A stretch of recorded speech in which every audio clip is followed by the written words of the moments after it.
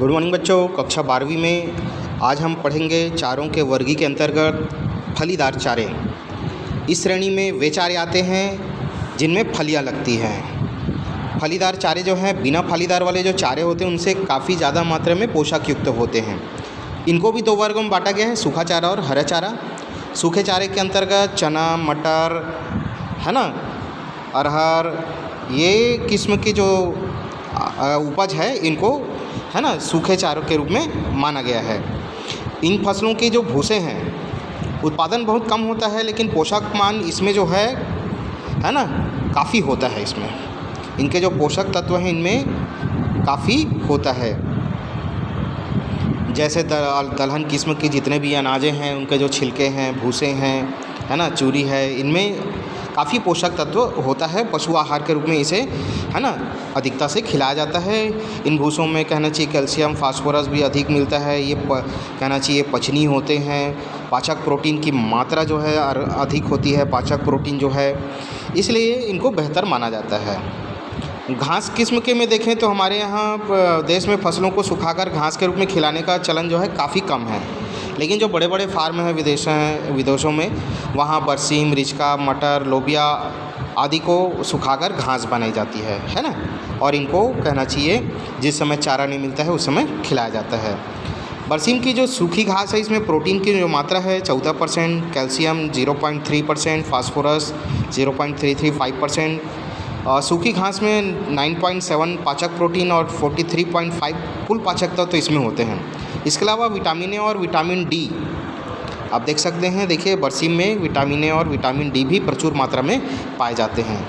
ठीक वैसे ही लूसर्न का भी घास जो है इसमें प्रोटीन की मात्रा 12 से 15% तक होती है। इसको पूछा जाता है लूसर्न में प्रोटीन की मात्रा जो है कितनी होती है, तो 12 से 15% तक। और ये बहुत स्वादिष्ट होते हैं, है ना, स्वाद जो है इसका अच्छा होता है। इसमें कैल्शियम 1.5% और फास्फोरस 0.2% के लगभग होता है।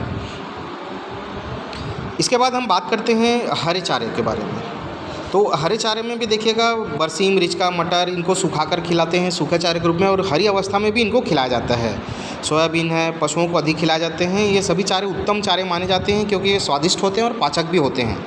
पौष्टिकता होने के कारण पशु जो है इनसे जीवन निर्वाह, देखिए, है ना, जीवन निर्वाह की जो समस्त आवश्यकता है इनसे पूरा हो जाता है ना, और कुछ मात्रा में उत्पादन आवश्यकता भी की पूर्ति भी करते हैं। संक्षेप में इनका वर्णन करें तो बरसीम ये दिसंबर से मार्च तक 5 से 6 बार इसको काटा जा सकता है। विशेषता देखिए जाड़ों के अधिक दिनों में अधिक मिलता है ये, और इनकी हरे चारे की जो पैदावार है 150 से 370 क्विंटल प्रति एकड़, है ना, प्राप्त होती है। रिचका ये बहुवर्षीय फसल है। कैसी फसल है ना, रिचका जो है बहुवर्षीय, मतलब किसी भी वर्ष में लिया जा सकता है। इसे 3 साल तक रखा जा सकता है। और देखिए, और साल में कम से कम इसे, देखिए, साल में इसे 6 बार काटा जा सकता है। इसको कम से कम साल में इसकी कटाई जो है 6 बार, मतलब हर 2 महीने में इसे काटा जा सकता है। और हरे चारे का जो उत्पादन है 220 क्विंटल प्रति एकड़, और पूरी साल तक हरा चारा जो पोषक तत्वों में पूर्ण होता है प्रदान करता है। दुधारू पशु को इसे कम से कम खिलाते हैं क्योंकि ये शरीर में अधिक गर्मी उत्पन्न करता है ना, बॉडी हीट कर सकता है। काम करने वाले पशुओं के लिए, है ना, बैल है, भैंस है, सांड है, इनके लिए उत्तम चारा माना जाता है। ठीक वैसे ही मटर, ग्वार, लोबिया, मेथी, ये भी फसलें हैं जो हरी अवस्था में, है ना, हरे चारे के रूप में पशुओं को खिलाया जाता है। इसके बाद हम बात करते हैं खरीफ के मौसम में, है ना, जो चारे वाली फसलें हैं कौन कौन सी उगाई जाती हैं और किस प्रकार उसकी बोने की विधि है, समय है, क्या कौन सा खाद डालना चाहिए, किस्म है। तो इसमें सबसे पहले हम पढ़ेंगे मक्के की खेती के बारे में। ये बहुत ही इम्पोर्टेंट टॉपिक है मक्का का खेती। इसको अक्सर परीक्षा में भी पूछा जाता है।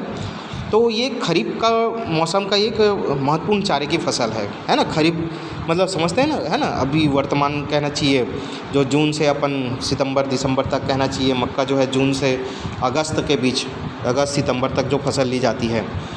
इसके हरे पौधे को चारे के रूप में प्रयोग किया जाता है। इसके अलावा इसका साइलेज भी बनाया जाता है ना। मक्का की खेती दाने के लिए किया जाता है। वैसे तो आप मक्का खाते होंगे भुट्टा के रूप में, है ना, लेकिन चारे के लिए भी इसकी खेती करने पर पौधों को भुट्टा आने के पूर्व ही काट लिया जाता है। जैसे अगर चारे के रूप में आपको इसको प्रयोग करना हो तो भुट्टा जैसे ही आने वाला हो उसके पहले ही काट दिया जाता है। मक्के के हरे चारे में स्टार्च, प्रोटीन और खनिज पदार्थ प्रचुर मात्रा में पाया जाता है। सभी अवस्थाओं में ये लगभग 25 डिग्री सेल्सियस के आसपास इसको गर्म जलवायु की ये फसल है और बोना चाहिए। बिना सिंचाई सुविधा के भी ये कहना चाहिए वर्षा आधारित खेती की जा सकती है इसमें, है ना। बहुत कम पानी की आवश्यकता होती है। ये जो खेती है देखिए उत्तर प्रदेश, दिल्ली, राजस्थान, देखिए मक्के की जो खेती है उत्तर प्रदेश, दिल्ली, राजस्थान, मध्य प्रदेश, हरियाणा, पंजाब, यहाँ पानी जो है कम गिरता है, तो ये इन क्षेत्रों में ये काफ़ी अच्छा फसल होता है। जातियों की बात करें तो संकर जाति में देखिएगा गंगा 2, गंगा 5, गंगा 9, है ना, MCU 508, ये इनकी प्रमुख जातियां हैं। संकुल जातियों में तरुण, विजय, हाई स्टार्च, नवीन, नवज्योति, धवल, PS कॉम्बो, है ना, ये इनकी संकुल जातियां हैं। देसी प्रजातियों में बात करें तो African tall, NP yellow 2, Bassi, Meerut yellow, है ना, ये इनकी प्रमुख जातियां हैं। बोने की विधि में देखिएगा बीज दर इसकी, है ना, जब मक्का दूध की अवस्था में बीत जाने के बाद काटनी होती है तो 30 से 40 ग्राम बीज प्रति हेक्टेयर बोते हैं। 30 से 40 किलोग्राम, है ना, बीज जो है प्रति हेक्टेयर बोते हैं। और कटाई नर मंजरियों के आने पर ही करते हैं। 50 से 60 किलोग्राम बीज प्रति हेक्टेयर की दर से बोते हैं। जायद की फसल में बीज दर 40 से 50 किलोग्राम और खरीफ की फसल में 50 से 60 किलोग्राम ही रखते हैं। समय मई से अक्टूबर तक लगातार चारा प्राप्त करने के लिए मक्का की बुआई मार्च के मध्य में अगस्त तक की जा सकती है और साधारणतः इसे वर्षा ऋतु के शुरू होने के मध्य जुलाई तक बोते हैं वैसे, है ना। बोने की विधि, बुआई हल के पीछे कुंडों में सीड ड्रिल 25 से 30 सेंटीमीटर की दूरी पर पंक्तियों में बीज डालकर किया जाता है। खाद वगैरह देखें तो मक्का को, है ना, प्रति हेक्टेयर 110 से 120 किलोग्राम नाइट्रोजन, 50 से 75 किलोग्राम फास्फोरस की आवश्यकता होती है। नाइट्रोजन 2/3 और फास्फोरस की पूरी मात्रा बुआई के पूर्व अंतिम कहना चाहिए हैरो करते समय, है ना, देनी चाहिए। सिंचाई बीज दर अधिक रखने पर प्राय खरपतवार वैसे कम आते हैं इसमें। चारे की फसल के में निराई कम की जाती है। बसंतकालीन मक्का में 1-2 निराई करनी पड़ती है। और कटाई की अवस्था पर चारे की जो उपज का प्रभाव, नरबंजरी जैसे निकलने की अवस्था में कटाई करने से चारे की जो उपज है 400 से 450 क्विंटल, है ना, प्रति हेक्टेयर और शुष्क पदार्थ 60 से 70 क्विंटल प्रति हेक्टेयर प्राप्त होती है। दाने की दुग्ध अवस्था पर कटाई करने पर हरे चारे की उपज 300 से 350 क्विंटल प्रति हेक्टेयर और शुष्क पदार्थ 70 से 75 क्विंटल प्राप्त होती है। साधारणतः सभी परिस्थितियों में मक्का जो है 250 से 350 क्विंटल हरा चारा प्रति हेक्टेयर देती है। और अगर सिंचाई कर रहे हैं सिंचित दशा में, है ना, तो सिंचित अवस्था में ये 450 से 500 कहना चाहिए 50 क्विंटल तक, है ना, ये प्राप्त होता है। तो ये था मक्के की उपज, है ना। इसके बहुत से बिंदुओं के ऊपर प्रश्न पूछे जाते हैं। चारे को, मक्का को निम्न बिंदुओं पर समझाइए करके, है ना। बोने की विधि, बोने का समय, उर्वरक, जलवायु, किस्म, तो ये बहुत ही इम्पोर्टेंट टॉपिक है, आपको ये याद रखना है। धन्यवाद। आज के वीडियो में इतना ही।